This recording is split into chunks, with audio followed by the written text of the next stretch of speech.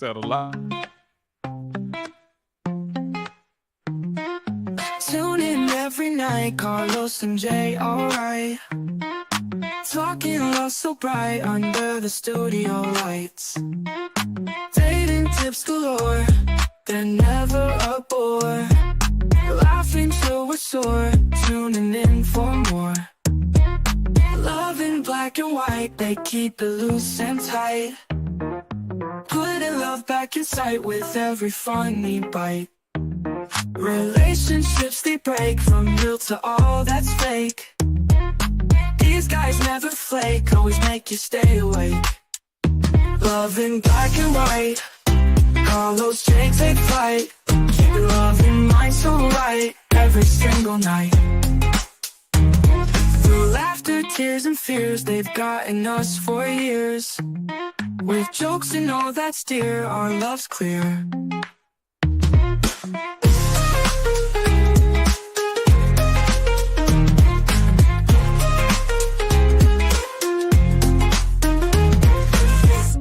Through laughter, tears and fears, they've gotten us for years. With jokes and all that's dear, our love's clear.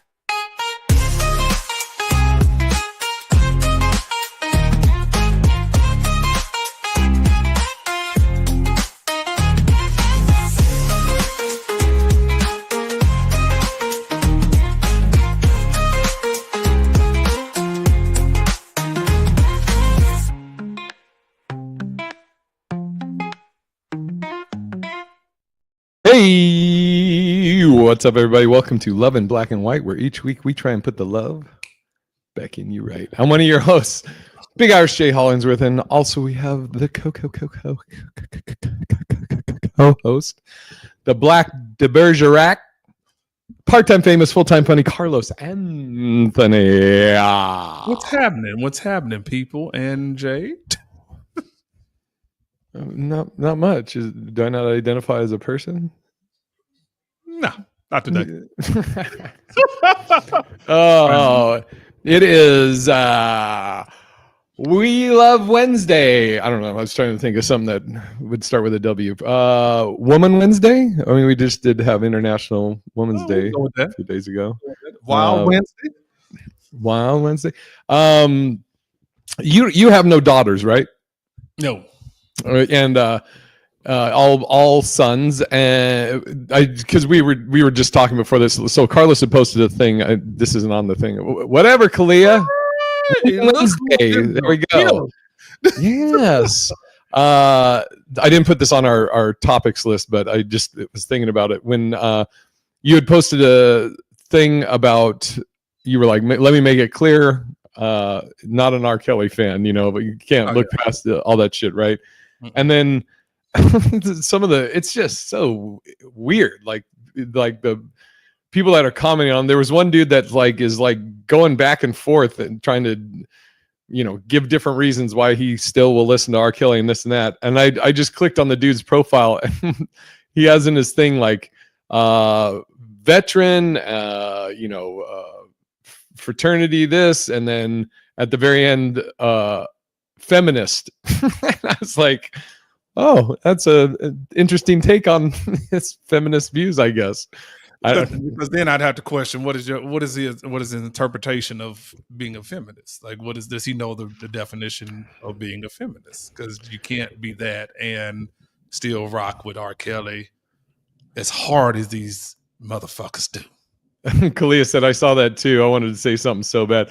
That's funny, Kalia, because I started to type something and then I was just like, nah, I'll it's because here's how I got into it. I led a lot of topics, like you said, a lot of topics we see. We just like, man, I'm not finna say nothing on this. But that's just one topic that gets me damn near every time because I'm so sick and tired of seeing it. Like, this man is in prison. Let that man be in jail or prison. I don't think he's gotten sentenced to actually sentenced yet, but he's definitely in jail. It's going to be there for a long time. And yet people fail to understand the gravity of the situation. And they just refuse to be like, you know what? I'm going to wash my hands of him. Let me go support somebody who's actually out here in the free world that's not abusing women and children. I don't know how we get past that. What does it have to do with love in black and white? It boils down to the fact of respecting women and children. I don't know how else to put this. It's Yeah. so weird to me. By the way, Kalia, I just got the alert. Kalia, fucking, what the fuck is this? This filter, Kalia. Why? Did you see it? Yes. Why, Kalia? Why? You got nothing else to do today. Why? You should be packing for Boston. Yeah. Which, by the way, we can mention that, yes, this weekend, all of us are in Boston. Myself, Carlos Anthony, Kalia McNeil, and Todd Royce at Big RJ and Friend Show at Laugh Boston, Friday and Saturday this weekend. Kalia said, stay off your phone and get to work. Well, I have to look at some of the topics. Kalia, how dare you? So let me get to them.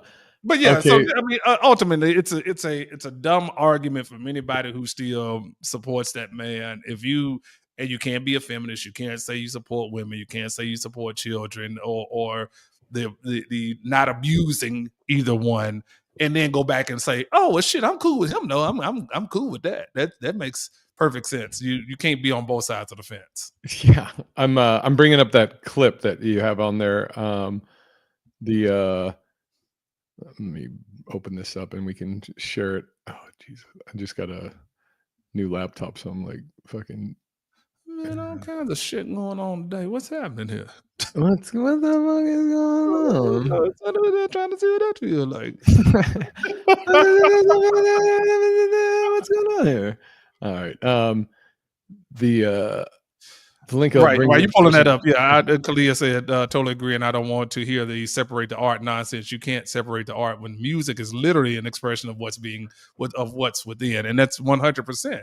He used his music to lure them in, and that was the selling point, and then he abused them. So you ain't no separating the man from the art. Stop the bullshit, people. Stop the bullshit.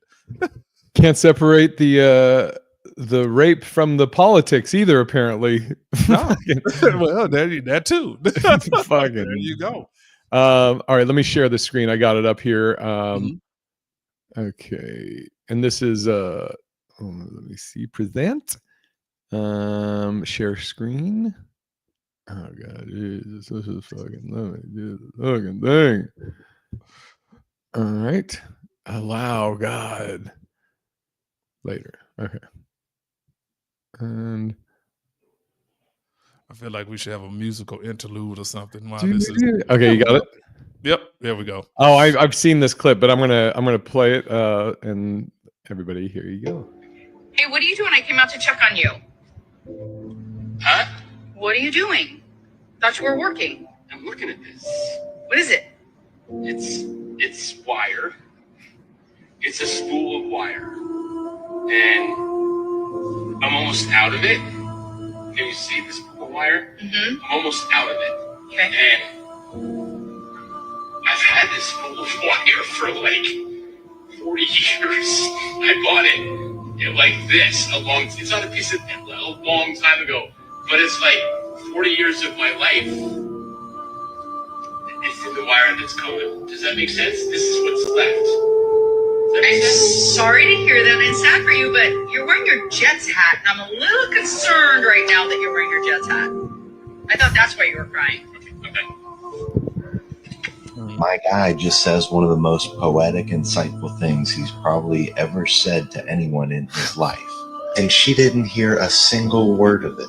Now, yes, men are very simple creatures. There's also a depth to most men that will never be explored by a lot of their ladies. And it's really hard for me to understand why. Like, why is it when a man takes an opportunity to be vulnerable with you and share his genuine thoughts, feelings, and emotions about something profound that he really cares about, why couldn't she just take that moment to actually listen for a change and build a deeper connection with her mate? All the ladies out there talk about how they want you to talk to them and be open with them and communicate more with them. But what they're missing is that every time he's tried to do that, you have taught him why he shouldn't. If he is punished for being open and honest with you, you're teaching him to never be open. All right. Thank God that guy was on there through the whole thing. Right. I hate when they do And that. that fucking music. I was seeing Clea's thing, but yeah, I saw that a while ago. I wish we could see the rest of it. Like what, after that, did he say anything else or anything? I don't know. It's but it is pretty interesting. Like, yeah, like just reflecting on his. I'm assuming it's part of his job that he's had for 40 years, and that is pretty fucking heavy. That you're like, fuck, this is 40 years is gone, and this is what I have left. And it's just it's just like taking a moment to reflect. Absolutely. I mean, it's that was an interesting thing, and at first I was like, "Is this a skit?" But then you can add. Well, I'm assuming because of his body language and his facial expressions that it was something he was real moment that he was having. Why that woman was recording at that particular point, I don't know, which is bizarre in itself. But just to hear that man going through that and seeing her or hearing her response, and then obviously the commentary after, it really does point a very direct picture at how we are supposed to be acting as men, especially around our women. Is that you have to always be strong. You always have to hold the manly side of it, and that's fine. But that's a part of it too. What that man just experienced is a part of it too. And so if you're not with somebody that understands that, it makes for a hell of a relationship to be in, because you never feel like you can express yourself, and that's tough. That's tough. I've been there before. Yeah, I don't know this, so that's why I'm asking. Do you think black men are held to I don't know if it'd be a higher standard or a different standard as far as not like showing emotion or talking on their feelings? Yes and no. Yes and no. Because I believe, from our own history, we were required to be strong. And kind of battle through all of it and then carry your family through it. And so from that perspective, I can see that. But as time goes on, it's I forgot, you said the black men. I think it's just men in general. I think that men in general are held to that standard of just being the tough guy. You're supposed to be the tough guy. You're supposed to be able to take it. We don't want to see no tears. We don't want to hear how you feel. We don't give a damn about how you feel. It's just be the man. And that's, again, that's cool. But part of being a man is for us to be able to express ourselves the way we feel. And like I said, I can speak on that from personal experience because I've been through that a couple of times. One almost I had a mini stroke because of it. And so that's tough. It's tough to hold on to that for so long, and your body is breaking down and you can't express it to anybody because you want to be perceived or seen a certain way. It's hard. Yeah, I'm thinking about like how I was raised and like because I bounced around a lot growing up. So it's like I had there was time I lived with my mom and my stepdad. There's time I lived with my pops, and then a lot of time I lived with my grandparents. And yeah, it's and I think, as much as like people shit on millennials and this and that, I think that's one thing with the newer generation is it seems like there's more talk of like expressing your feelings and being okay to be soft, so to speak, which no, that's not the right term, because I don't think being able to express your emotions or show emotion is being soft. It's but being, I guess, more open to that. This younger generation, which I think is good, being able to talk about that. Kalia said, I feel like black men are held to a different set of standards. Same with Latino men. There's an over macho thing going on. That's what I was wondering, Kalia, when I was asking that. I'm obviously I've never been a black man, so too bad we couldn't have Tyler on here. Right. Get another black man. But to speak to that, I don't think it's being soft at all either. Obviously, Right. there are women that think it is soft, and I don't know what their situation is to why they can't understand that.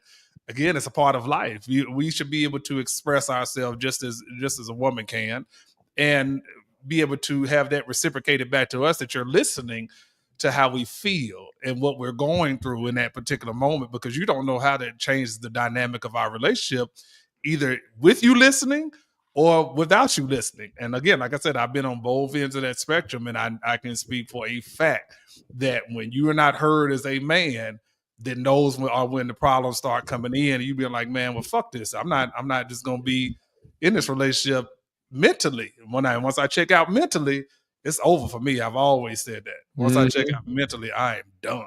Yeah, 100%. I'm the exact same. And it's interesting too. Like I remember growing up, as a kid, when if I would get like an extremely angry about something or frustrated, or if I felt like I couldn't get my point out, I would cry. I would fucking, I remember that as a kid, like it would happen. Like I remember being in fights where I'm like crying because I'm like so fucking, I don't know how to release the emotion, or or in frustrating situations where I would cry and stuff, and it's a trip. But I mean, I think about like, with Angel, I've cried in front of Angel multiple times for different reasons, but yeah, I mean, I'm trying to think of like any relationships or dating, if somebody had like an attitude or anything about like expressing my emotions, which I can't think of anything off the top of my head. And also I'm also kind of the sense where I would not that I don't give a fuck, but if I like was expressing my emotions, if I'm crying about something, or if I'm trying to tell somebody how I feel and they're discounting it or whatever, kind of like what you say, I get to a point where I'm like, I've always said this, if I feel like somebody's done me wrong, I don't think of like revenge or this or that. I just cut off my emotions, cut off. And like what you said, when you're done, you're done. And it's a trip how like, whether you want to call it trauma or just experiences from your childhood affect you as an adult. Because I recognize this in myself, because like me and my mom, a lot of that's one of the reasons why I bounced around growing up, because my mom used to like threaten to put me up for adoption or award me to the court and it wasn't like for major shit. It would be like, you didn't vacuum the living room or some shit like that, and so I know it affected me in my dating, because like if I was dating someone and I felt like they did me wrong, I would just cut off to them, which is what I did with my mom when I was living with my grandparents. My mom came and visited, and I was hurt from the relationship with my mom. So she came and visited one time and was in the living room with my grandparents, and we were there for like an hour, and they're all talking. I did not say a word to her. And I think my grandfather at one point just said, "Why don't you just leave? He obviously doesn't want to talk to you." But yeah, it's crazy how like, things that get instilled in your or trauma from your childhood or whatever affects you through life, And I'm gonna pick up Kalia's comment here. She said Gen Z really opened this up. I'm a millennial, and we didn't even go to therapy like that. The only reason I went to therapy as a kid was anger management. Yeah, I mean, it kind of puts on what you just said too, because I mean, people don't talk about it. Like I don't even do that with my sons. I don't make them. I encourage them to express themselves. They're young boys. We're walking into young manhood. Express yourself. Because I want you to be that way. I want you to be able to have that conversation with whomever it is, the way you feel, versus bottling that stuff up. Because again, it tips over at some point. Everybody has a breaking point, and sometimes I don't think people really understand that. And when you do break, and it's out of character, then you're the crazy one, or you're the one that's out of pocket, and that's not fair. It's not fair. And when you've been constantly dealing with something for so long and you cannot express that. It's hard. It is hard, brother. Yeah, dude, I went to this was when I was living with my mom and my stepdad. We all went to therapy, but I went to the hospital because they thought I had an ulcer. Because but I remember we went to therapy. I was like family therapy or whatever. I think I was maybe in like 6th grade or something, and I hated it because as a kid, I felt like I'm like, they're paying for the therapy. So, I'm not saying that this was the reality, but this is, as a kid at the time, how I was perceiving things. I was like, I'm not really going to be heard, or nobody's going to really take into account my side because they're the ones paying the bills. So they're going to want to take their side. And I, to be honest with you, I don't even remember anything of the therapy other than we went to it, and I don't know if it did anything for me. But yeah, it's crazy. Like, and then like my mom and my stepdad were married until my stepdad passed away, and then on the flip side of it, my dad, he was like a whore. He was a man whore. I think he didn't remarry until maybe he was like 50. But him and my mom, I don't ever remember, they weren't together when I had a conscience of it, like I think they got divorced probably when I was like 1. And then my dad was just single for the next, fucking 30, 40 years, whatever. But he was a man whore. And so it was like, it was me growing up, I would get like from my grandparents or my grandmother, like I'd hear from my grandmother, never yell at a woman, and always treat women with respect. And then in my other ear, my dad would be like, never believe a woman when she says she's on the pill, and women will try and get you for money, and watch out for this and that and all this other shit. So yeah. And then he remarried Ida, and was, he fell in love. It just took him a while till he found that right one, I guess. It happens. So to cap on this topic here, I think it's important, whoever you're with or whoever you're considering to be in a relationship with, that they allow you to be you. And if that means that you express yourself through words or whatever the case may be outside of abuse, then they should allow you to do that. I'm very conscious of that now, and I think that's probably another reason why I'm so adamant about being single. Is because I don't listen, man. If I can't be me, and when I'm feeling a certain ways, I can't come to you as my partner and have that conversation about how I'm feeling without you downing it or you dismissing it, then yeah, I'm good. I'm definitely good on that. So do you have an example like of like when this happened to you? Shit. I mean, when I was married, and she definitely has changed over the years, and she's grown. But it was a lot of the things I was going through in terms of jobs or whatever the case may be, or whatever was going on in my life, and then you try to come talk to her about it. It was like, nah, I really don't want to hear nothing about that. And that's a hard pill to swallow when you're turning to your mate for support. I mean, that's exactly. I don't need you to do anything. I just need you to hear me out so that I can get this out, and then I can move on with my day as the man, because shit is still gonna get done regardless. But I gotta have this moment in order for me to be able to release myself. And if I can't do that, and that shit constantly builds up, then eventually people are gonna start having animosity towards whomever it is that they're going to for that support, and they're not supporting them. And shoot, it's all you're doing is building up animosity, which is an ultimate disaster. Dude, I saw this video. This lady was talking about her and her husband, and Angel and I we use this, but she was talking about, like they say relationships 50-50, right? And she said, this lady said, sometimes though I'll come home and I only got 20%.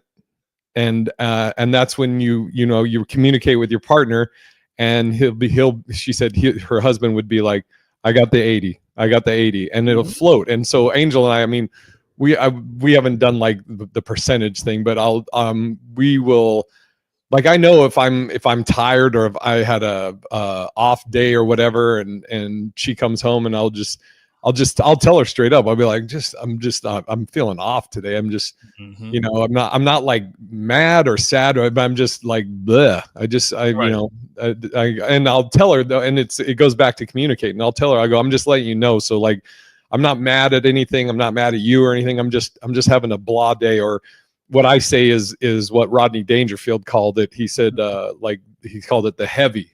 I'm like, I got the heavy today. I'm just fucking, you know, and she'd be like, I get it. She's like, you know, let me know what you wanted, or if you want to do something or whatever. And vice versa. Like she'll tell me like, you know, she'll come home, I had a bad day or whatever. I'm take a bath or whatever. And, but it's, I was going to tell you something else too about with the dating, about, when you were saying, that you were expressing to your wife and, fuck, I forgot it. I lost it. God damn it. The isdom is hitting me. Yeah, man. Yeah, hey, man, it happens to the oldest of you. Fuck. What was it? God, it was a good one too. I was like, fuck. Oh, I know what it was. It was something about my being raised by my grandparents. I think I just lost it again because I saw Crazy Cutie's fucking comment. Hey Jay and Car, just want to jump in before my class. Hope all is well. Good to see you, Crazy. Fuck.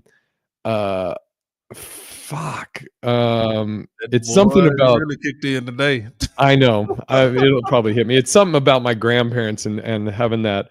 No, you're fine, Crazy. About being raised in like kind of that old school, but I can't remember it now.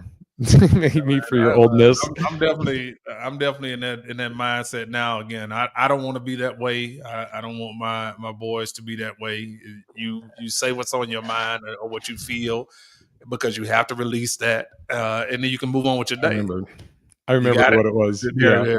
I knew if I said that was going to trigger. When you were talking about expressing yourself to your wife and stuff, you know, it's I think I'm better at it.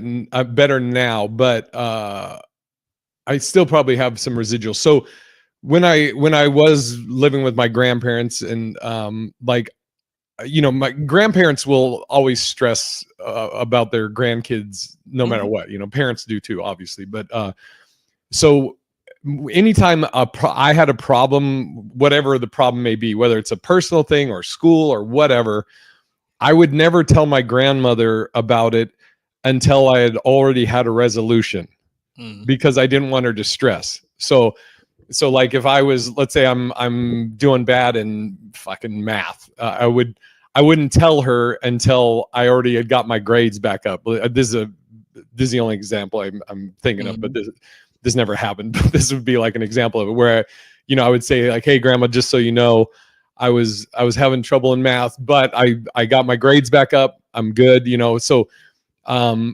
would like internalize stuff, you know. I think that's what the kids say, is I would internalize it, and I wouldn't talk about anything until I had a resolution for it. So I may, you know, at times I may hold shit for months, because it may take months till I get whatever the issue is that I'm having problems with resolved. And I think I'm better at it, better now. Like with Angel, I'll tell her, like we just had to talk about something the other day where I think older or like younger me would have probably not said anything until I'd already got it resolved, you know? So it's just interesting though. Like, you know, again, going back to upbringing and like, it might be even a generational thing. Like, you know, cause my grandfather was a cop and was in the, you know, World War II, and my pops played pro football, but my dad was pretty laid back. And like he never really like downed on me for like if I was crying about something or whatever. But I also was a giant as like a kid. Like so it's just so interesting to me though, like how your upbringing can affect you, you know, however old you may be. 100%. I definitely internalized a lot, and I probably still do it today. I mean, I don't.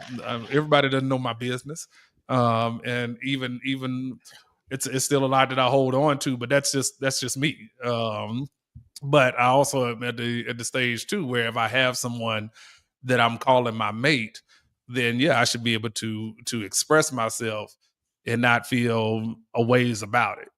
Yeah. You're going to be receptive to what I have to say, and then understand that shoot, I'm coming from a place of shoot, whatever it is, it's going to get handled as the man. I'm gonna handle it, but I just got to go through this moment, and I'm expressing that to you for your support. That's all. And that I think also ties back into that video where she first of all she asked him what he was tripping off of, so to speak, Right. or whatever. And sometimes, just like you just said right now, sometimes you just need to get it out. You're not asking, you're not telling somebody your issues because you want them to resolve it or give an answer. Right. You're just like, I just need to express this, get it out so it's not bottled up. Like my old martial arts instructor, Cijo DeMille, rest in peace, Cijo. He had a degree in psychology, and he always used to, he would tell us like, you know, like let's say you have a friend or maybe a mate, you know, and you're having a good day or whatever. And then they'll come and they're like, man, I've just been stressed and this and that. And you're like, oh, well, what's up? And then they pour all their stuff into you. And now your cup is full with all their stress and their anger and this and that.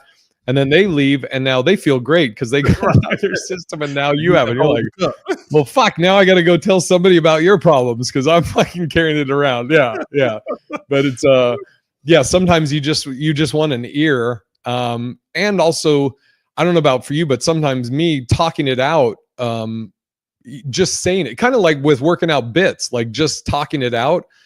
I can like, oh, fuck. Okay. I didn't think about this as I'm saying it. This might be a resolution. Let me see this. Crazy Cutie. Do you want to read it? Yeah. So you guys talking about the video where the guy had the spool of copper or whatever, and he was reminiscing over having it 15 years and all the things he built with it. Yeah. I think it was wired, and he was talking about he had it for 40 years. It had it 40 years, and it just was representing how long and how much has happened essentially in that 40 years. And she was like, yeah, well, what about the hat? Yeah, I know. She's but and by the way, we're gonna do a short one today, Crazy, and it's on me, not Carlos. I make sure Carlos doesn't get blamed for it. Boo! No. Fucking boo. So yeah, we can actually, and we can come back to this next week when we get back from Boston, which we'll be at this weekend at Laugh Boston. 3 shows, Friday and 2 Saturday, with myself. It's Big Irish Jay and friends, and my friends are Carlos Anthony, Kalia McNeil, and Todd Royce. You can go to bigirishjay.com or laughboston.com for tickets. Kalia said, I cry to Carlos often, but then I ask him how he's doing, so it basically cancels out. Wow. That's funny. You know, Kalia, I don't really have much to say. We're gonna talk when I get off this line though, because I got beef with you anyway. I'm going to cry to you. He's gonna be like, fucking Jay, 30 minutes. Do you want to plug in? He is, Kalia. He is. I'll give you your flowers here, Carlos, in front of everybody. That's one thing I was telling Angel. But Angel knows. But I was just like, like when I speak of you, Carlos, I'm just like, he's just a fucking good dude. I actually was starting to write a joke too about you, where it's pretty much just complimenting how great you are at everything versus me. I'm like, he's went to college. That's why I was asking you where you went to college. And I'm like, he reads books. Dude, I don't think I've ever read a fucking full book in my life. Like in high school, I was cutting corners and finding ways where I would get the cliff notes. I don't think I've ever read a fucking book, but I started to write a joke about like, you ever have a friend where he's just like better at everything? These are lies. No, shut up. We'll talk about it. Yeah, because we got to get into the struggle too, man. Because I'm telling you, this shit is real. It is definitely real. So yeah, we'll get into it next time when you have more time and you don't want to cut our. And I'll see if Tyler can come on so we can have another black man's perspective of the struggle. Or not. All right. Do you want to plug anything other than the Boston shows? You got Dallas Comedy Club coming up.